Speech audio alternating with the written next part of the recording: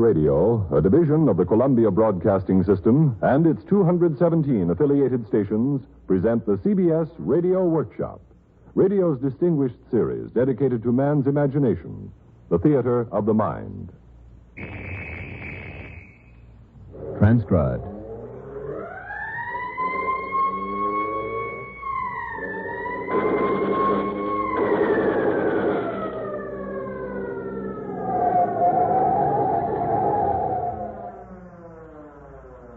Cops and Robbers is a game played by children, and it's a game actors play on the radio for a living. Tonight, the actors, as usual, will be playing make-believe robbers, but the cops will be real. The CBS Radio Workshop presents Cops and Robbers. My name is Stanley Niss. I'm a writer, mostly of crime, criminals, and what police do about them. For a long time, I've wondered what real detectives would do when confronted with a fictitious crime. And tonight, the CBS Radio Workshop is giving me a chance to find out. First, so you, the actors, and I can start off knowing what the detectives will try to find out, I've written a short dramatic sketch which we've recorded while our detectives, all retired members of the police department, City of New York, are across the street having coffee. The scene, a one-room flat on the Upper East Side of New York.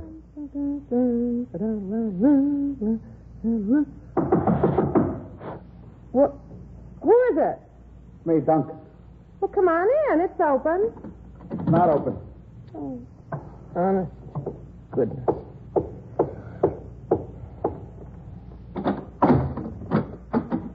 Hiya, baby. Be careful. My fingernails are wet. Oh. Well, where is it? Where's what?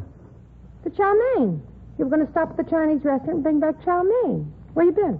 Oh, yeah, I was. I forgot. You forgot. How could you forget what you went out for? Ellie, baby, listen. You got to stand by me. I'm in a jam. You went out to get chow mein. How could you get in a jam? I did. That's all there is to it. What kind of a jam? I can't tell you right now. You expect me to stand by you and you can't tell me? Why don't you get the chow mein? Forget about the chow mein, will you? Listen, you got the telephone number at that bar and grill where Joe hangs out at Glenham's? What's Joe got to do with this? Have you got the telephone number? Yeah, I got it. It's in the drawer there. One of their cards. Oh, get it for me, will you, baby? Get it yourself. My fingernails are all wet. What's this all about, anyway? I'll tell you later. Well, where is it, anyway? It's there. Look. Then look, now tear apart. Oh, here it is. Look, I got to go out in the hall and phone him. John? Yeah? Will you sit down and relax and tell me what this is all about? I don't have to sit down. I can tell you standing up. I shot a guy. You what? I shot a guy. You went out to get a container of chow mein. How could you shoot a guy? I don't know how I could, but I did. So we know what our detectives will try to find out. The crime referred to was of such a serious nature that the precinct detective squad commander was called from his home to supervise the investigation. Our squad commander tonight is Lieutenant Dan Campion, who retired from the police department a little over a year ago after 25 years in the job. The detectives working under him will be Howard C. Clancy, Jerry Heaney, and Richard Jacobson. Approximately an hour and 10 minutes after the crime occurs, Detective Jacobson, who is carrying the squeal, which means it is his case, has returned to the station house and is typing up a report on the progress of the investigation so far. Remember, the detectives have no script. They are playing themselves, doing a job just like they've done every day. What's up, Jake? Oh, hello, Lieutenant. We had a tough stick-up in the precinct tonight. Oh, another one? Yeah, a liquor store over on 72nd Street. What time did it happen, Jake? Oh, about 9:50. It's that Fairland liquor store over on 280 East 72nd. And a fellow stuck a gun into the clerk who was in front of the store, and the owner was in back doing a little bookkeeping when he stepped out. He had a pistol. So you got a permit for it? Oh, yes, he had that. We checked on that. But anyway, poor fellow got shot. Is he seriously hurt? Oh, yes. He's alive yet, though. Oh, yes. He's over at Metropolitan Hospital.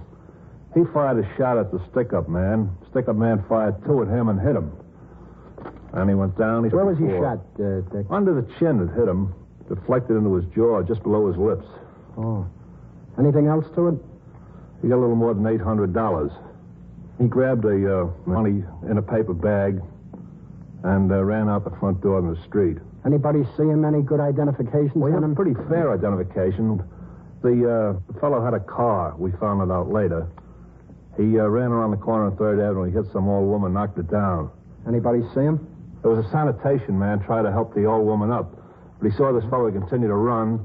He went around 3rd Avenue and looked him over, and he was getting into a car and got away.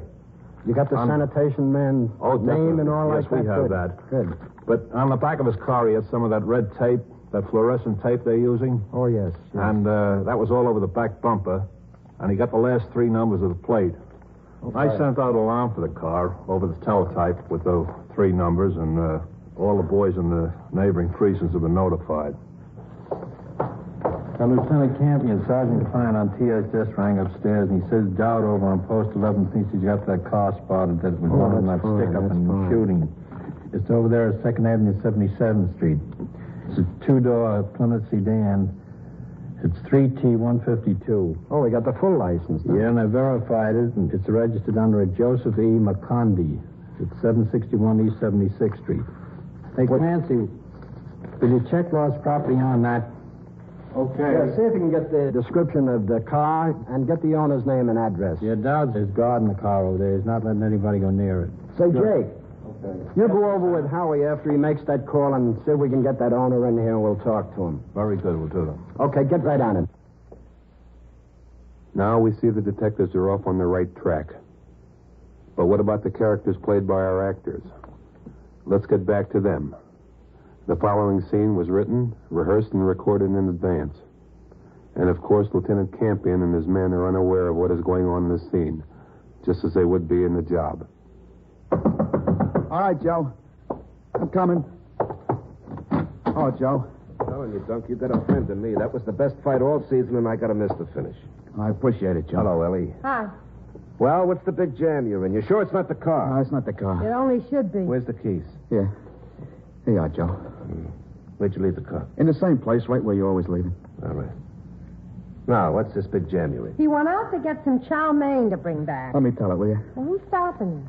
I went out and I started to the Chinese restaurant, all right. But then I figured it's Friday. It's going to be a long weekend, and I don't have much money in my pocket. So? So I figured I ought to do a little work. Then I ran into you on the corner, and I said, Joe, can I borrow your car? You said, sure, why not, if you fill it up with gas. So you gave me the keys, and that was that. Not yet, that wasn't that. You let me tell it my own way. So I lent you the car? Yeah, that's right. And I drove around scouting for a good place to make. I parked it on 72nd Street where I could get away easy. I walked around the corner, and there was this liquor store just right for picking. Using my car for the get? It was all perfectly simple, Joe. Wait, there's more to come. What's to come, Dunk? Well, it was a good touch, and I cleaned out the register, and I'm heading for the door, and all of a sudden, another clerk comes out from the back with a gun. Uh-oh. So what could I do? I blast away. He drops, and I take out around the corner for the car. And to make a long story short, I'm in the car, and I'm away. Is the guy dead? He didn't wait around to find out. My car you got to borrow to go heist the joint and shoot up a guy. That's a fine thing. I'm sure I got away okay. I don't think anybody made the license number. There was some people looking at me as I came around the corner, but I don't think they made the number on the car. But supposing somebody did. That's what I want to talk to you about, Joe. Look, if by any chance somebody did and the cops come talking to you, don't tell them you lent me the car. What do you mean, don't tell him I lent you the car? What am I going to tell him? Well, you'll know what to say, Joe. You'll think of something. There ain't a chance in 1,000 anybody made the car, but I just want to cover every step of ground. Look, I'm an innocent bystander. I was in a bar and grill watching the fight. You didn't tell me what you were going to do. Why should I cover for you? Joe, I've known you a long time. A friend in need is a friend indeed. Oh, tell me something, Dunk. Huh? What? How much did you get out of the liquor store? Money, you mean? Yeah, money. Over 500. How much over 500? $812. Well, that wasn't bad. Was it worth shooting a man for? Joe, you got to help me. I help you plenty. Give me 400. What do you mean, give you 400? You want me to help you, don't you? But that's half. It ain't half. You got 812. All I'm asking is 400. But there's not a chance in 1,000 there'll be a kickback. All right, then what are you worried about? Now, let's forget the whole thing. I'll go home and go to sleep, and if the cops talk to me, all I can tell them is the truth. Oh, you got me in a box, Joe. What's your box? Give him the 400, Dunk. What are you taking chances? Well, what do you Gonna tell them if they talk to you. I don't know yet. I'll think of something. Yeah, but what? Well, you give me a chance. The deal was just sprung on me. I got to work it out. All right, Joe. You cover me now, don't forget. Yeah, I'll cover you if they talk to me. Thanks, Joe. I knew I could count on you. Oh, boy, this is a load off my mind. What a relief. Now that it's such a relief, please go down and get the chow mein. Now, with sufficient information on which to act, Lieutenant Campion has instructed his men on their next step in the investigation. Detectives Clancy and Jacobson, for instance, go to 761 East 76th Street, the address listed for Joseph P. McCondy, in whose name the car is registered. Remember, from now on, there is no script. The actors are on their own. So are the detectives. Let's see what happens.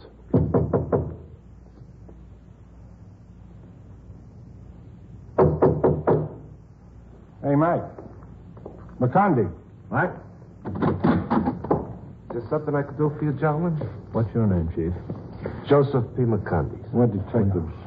Do you own an automobile? Yes, I do. What kind of a car do you have? I have a 1950 Plymouth, two-door. Did you have a little accident tonight with it? No, sir? Do you have a license? Yes, sir. I have it right here. Can you see it? Sure. Is there something wrong, gentlemen? Well, You we're just had a checking little on accident something. tonight, I'm sure, someplace, didn't you? No, sir. You sure of that? Absolutely. You loaned the car to anybody? No, sir. Where is the car now? Well, I left it on 2nd Avenue between 77th and 78th Street. What did you leave it around there for? Well, I was at a bar all night. I was watching the fights. Anybody with you? No, sir. Well, in By the yourself? bar, I've a couple of boys I see every once in a while in there. What's some of their names? Give me one name. Well, there was, I'd give you a couple. There was Bud and Tommy. Uh-huh. You didn't lend Bud or Tommy your car tonight, did you? No. We The were all boss there. would like to talk to you. I'll hold on You to don't these for a mind, while. do We'll you? just- No, sure. Do you have it's all anything right. on you before No, you... sir. No, sir. Absolutely not. You're sure of that? I'm clean. Ever been arrested? No, I've never been arrested. You sure of that? Absolutely. Look, anything that you say, we're going to check. Don't forget that. Right, sir. So you might just as well tell us the truth right now. Yeah, I've never been arrested. Never been arrested? Oh, I've been down to the house a couple of Okay, times. let's go. Okay. With Joe McCondy in custody, the detectives returned to the station house. They walked them upstairs to the squad room and into Lieutenant Campion's office. Lieutenant, this is McCondy, fellow on that car. Oh, hello, Mr. McCondy. How do you do, sir? Sit down there a minute. Yes, thank you. Can I see you outside a minute, Lieutenant? Yeah, you stay in here with him, Howie. Yeah, and okay. I'll be right back, Mr. McCondy. We have some other business to take care of. Could I smoke in here? Is it all right? Yeah, go ahead. Yeah, but don't throw the butts on the floor. Oh, no, I wouldn't do that. You want any coffee? Yeah, I wouldn't mind a little black. huh? Stand up. Yeah, sure. Everything you have in your pockets, take them out and put it on the desk here. All right. Everything, no matter what it is. Okay. If it's money, count it All right. in front of me. Yeah. It's embarrassing because I'm not too well healed. I only got $5, $10, $11, $12, $13. 13, okay, put it back. Okay. Okay, any other Howie? cards or I have his slips on wallet you? here, Howie. Okay, Yeah, let's I got look at the- that, will you? all right. My wallet, another wallet I got. I keep Who do you live with at this address? nobody. I see, all right. What do you work at, Mr. McCondy? Well, I kind of dapple in sports, equestrian. What do you mean, dapple? Well, you know, I hang around the racetracks a little bit. You bookmaker?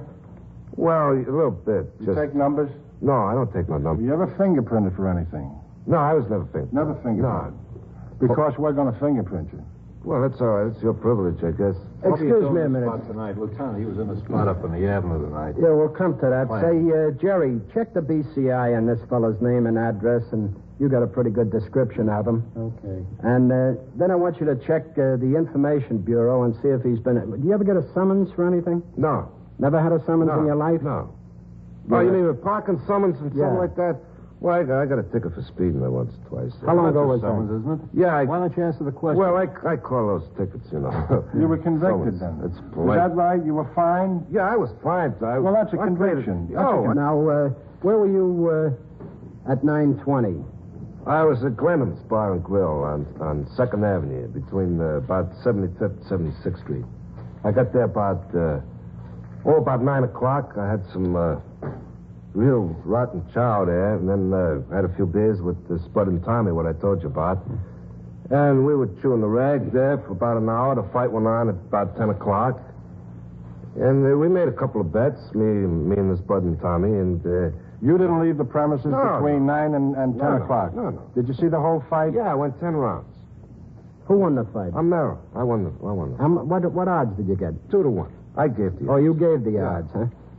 What did you get on that, Jerry? Anything? Hey, McCondy, what are you handing out here? You did a bit in 1952 for pettit larceny. What kind of a pettit larceny was You it? went to the island for it. Oh. What kind of a pettit larceny was that? Was that grand larceny and reduced to pettit larceny? You took a plea on it, didn't you? Yeah. It was grand larceny then, wasn't it? Well, yeah, I don't know the technical words for these things. Oh, you know just as much about it as we do. Well, You arrested. You know more law about that Now, hold it, fellas. Listen, who used your car tonight? We haven't got all night. There's a man dying. I told you when we picked you up at your house that we were going to verify everything that you told us. Remember me saying that? Yeah, I know that. Listen, Mac, why don't you stop kidding? We're bringing the bartender over here. And Well, you stop could bring him kidding. in. Well, he's coming in. That's okay with me. Howie, no. take this guy over and fingerprint him and let him think this thing over. And if he don't come up with something different, boy, you're in. It's after 1 in the morning. A detective has gone to Glenham's Bar and Grill on 2nd Avenue to get the bartender, Whitey. He brings him into Lieutenant Campion's office. Hi, Lou. Hello. This is Harry White, and they call him Whitey. He's the bartender. This is Lieutenant Campion in charge of the squad here. Hello, Whitey. How are you? Lieutenant. This is Detective Heaney and Detective Jacobson. Hi, Whitey. How do you do? How long you been in our precinct, Whitey? Oh, I've been working on a joint up there about 8 years now. 8 years, huh? Yeah. All right, if I sit down? Go ahead. Sit down. You can smoke. Do what you want. You know Joe McCondy, Whitey? Yeah, I know Joe a long time. You see him tonight? Yeah, he was in tonight. Was he in the gym all night? Yeah. Was he there all night? Well, wait a minute now. Pretty busy night. He came in a little after 9 o'clock, I think it was. About 9 o'clock, yeah. Was he there all night then? Yeah, he was there, well, let's see now, the fights. He was watching the fights. He was there till about 11:15, I think. Anyway. Who was he with, Whitey? I have a couple of pals of his. Who are they? Oh, I don't know. The last name's Tom and Bud something. He's always with them. What time did Joe come in there, did you say? Well, I think it was around 9 o'clock. Might Joe have been wasn't 10 before. o'clock? Oh, no. He was in at 10 o'clock. Was he there at 7:30? No, he wasn't there at 7:30. Now, did you miss him any time at all between 9 and 10 o'clock? Between 9 and 10? Yeah. Did you miss him? No. You took a bet off No, him, he didn't you? was there. He was drinking all the time. Well, he said he was there since about 7:30. All evening and all night. No, Somebody's that's, lying here, Whitey. Either you or him. Now, No, come on. I remember. Listen, I know Joe very well. What about his two pals, Whitey? Did they leave the place at all tonight? No, the two pals were there. They were there all the time. They came in with him? Wait a minute. I tell you one thing. The phone rang, and I picked it up, and the call was for Joe. But this was about 10:30, I think. So I called Joe, and Joe went up the phone. I forgot about it. I was busy, like I said, you know. And suddenly Joe comes running up the bar. He says, "I gotta go." What time was that? Well, this was about right after the fight. Was this male or female voice? You mean the guy that called for it was a male voice. Male voice. Yeah. And he called, and then Joe said he had to leave right away? Yeah, he said something about. He says, "I got to go up to Ellie's." I think it was. What Ellie's. time was that about? I think it was about 11:15. It was right after the fights were over. Yeah. Oh, we don't need a lineup for this. Bring Joe in and make sure he identifies him. Dick, go out and bring Joe in. Is this the fella here? Yeah. Hey, Whitey. Hi, Joe. Hey, Joe. Yeah. You said that you were in the bar all night. Yeah. Until the time you come home, the detectives met you at the door. Yeah. What are you lying about? Well, I was there. Well, Well, all night. Now, stop. Whitey said you weren't there. He said you left there. What? Who's Ellie? I don't know, Ellie. Well, you got a phone call and you left the place all excited. Well, I wasn't excited. It's Who true. called you? I got a phone call at Whitey's place, you see? Now, here's the way it works. Like I told you before, All right, I take a little book here and there, see? Listen, Joe. No, that's the truth. That's true. You want to hold the bag for everybody, hold it. Because you're gonna hold it unless you tell us who you loan your car to or if somebody else uses your Maybe car. Joe would rather talk to us with Whitey outside. You wait outside a while, Yeah, Whitey. okay. Go on out with him, Dick, huh? Very good. Good luck, Joe. All right, Whitey, thanks. Are you going to tell us who you loan your car to or not? I didn't lend it to nobody. Nobody had your car tonight? No. You had it all night. It was on the street. Hold it, fellas. Does the car belong to you?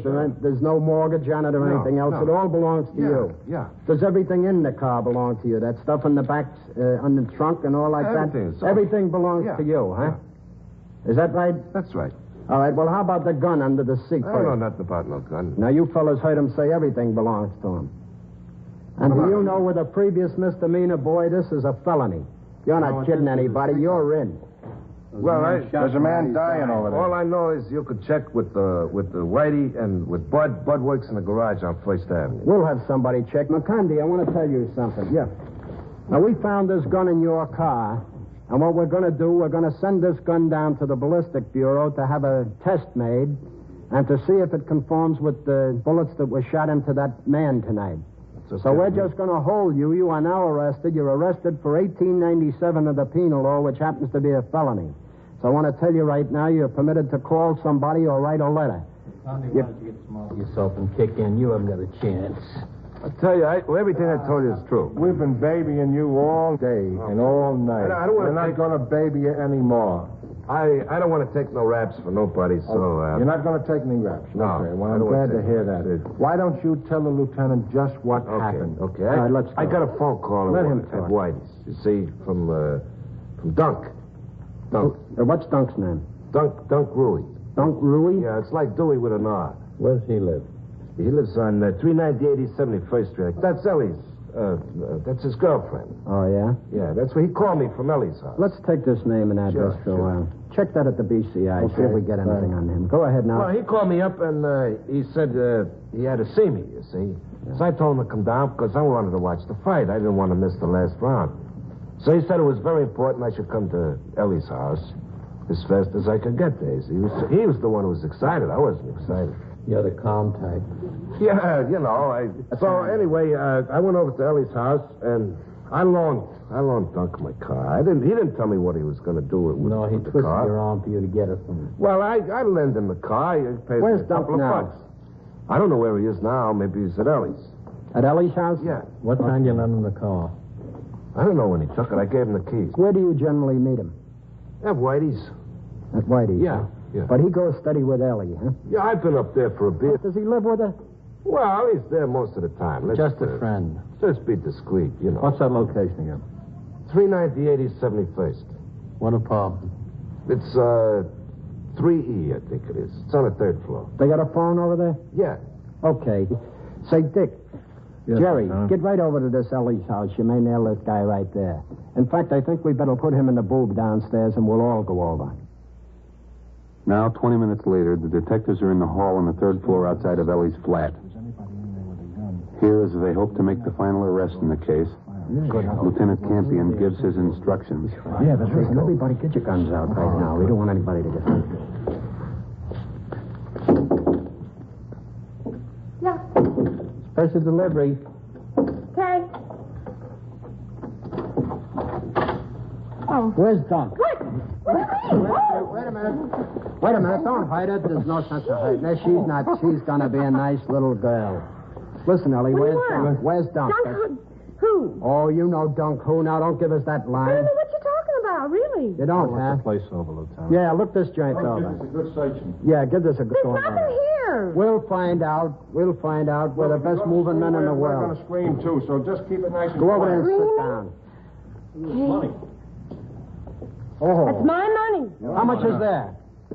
A couple $100. What is a couple of It's hundred? my money. It's all I got. It's all my money. How much? I don't know, about $200 or $300 or something like that. Count that out, I saved Jake. it. Ellie, where's Dunk? I don't. Come on, we know he was up here. Jerry, tonight. let her watch him counting this dough, will you? How much is there? There's $815 here. Well, that's- 815 isn't a couple. I don't take it out and count it all the time. I don't keep my money in the bank. I keep it under there. You know the always. difference between a couple of $100 and Look, $800. I'm going to cover the door in case this bum comes in. Oh, do that by all means. And yell if you need some help there. Let's get back to the money. Where did you get this money? It's my money. It's my money. It's all the money I have. Don't be screaming. I ask you that again. What do you do for a living? I don't do anything right now. Where did you get this money? I saved it. I've worked other times. I've been on the What kind of work stage. do you do? Well, I've been on the stage. How long ago? Several years ago. It just for a little while, and then I've had other jobs. Well, how do you maintain yourself right now? Right now, I'm unemployed. For how long? Oh, about 6 months or something like that. 6 months, and you got 815 fish under the cover there?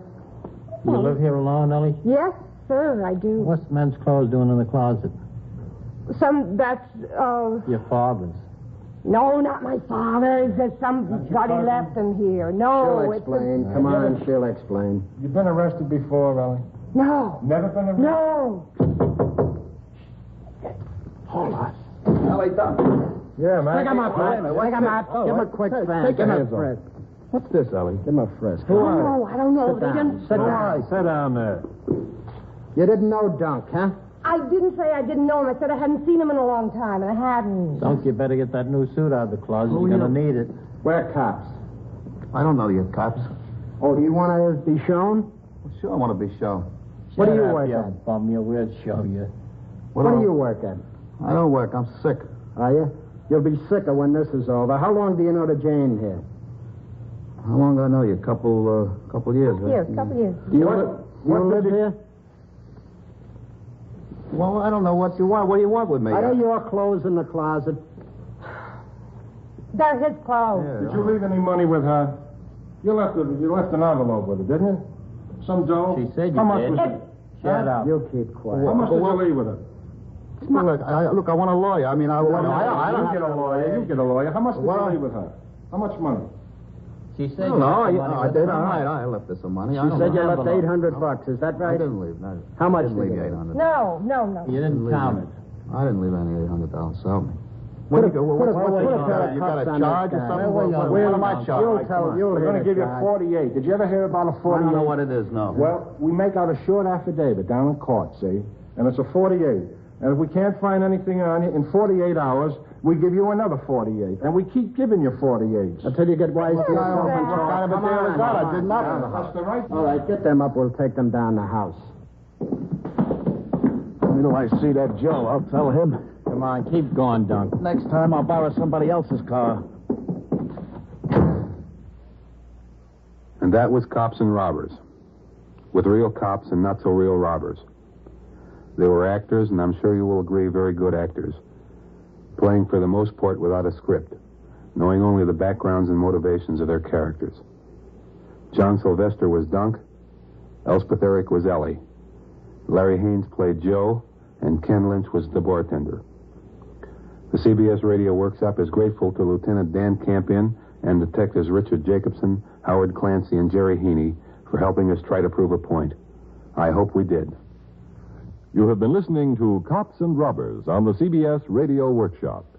Cops and Robbers was conceived and directed by Stanley Niss, who also acted as your narrator.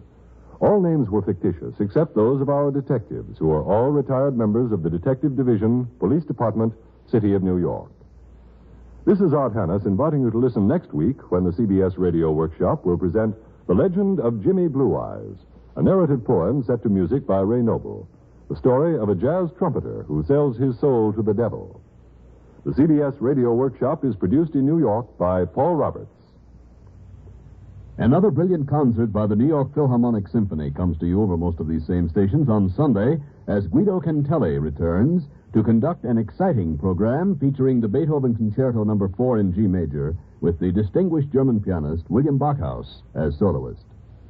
Stay tuned for 5 minutes of CBS News to be followed on most of these same stations by The Jack Carson Show. Tonight, the CBS Radio Workshop was transcribed. This is the CBS Radio Network.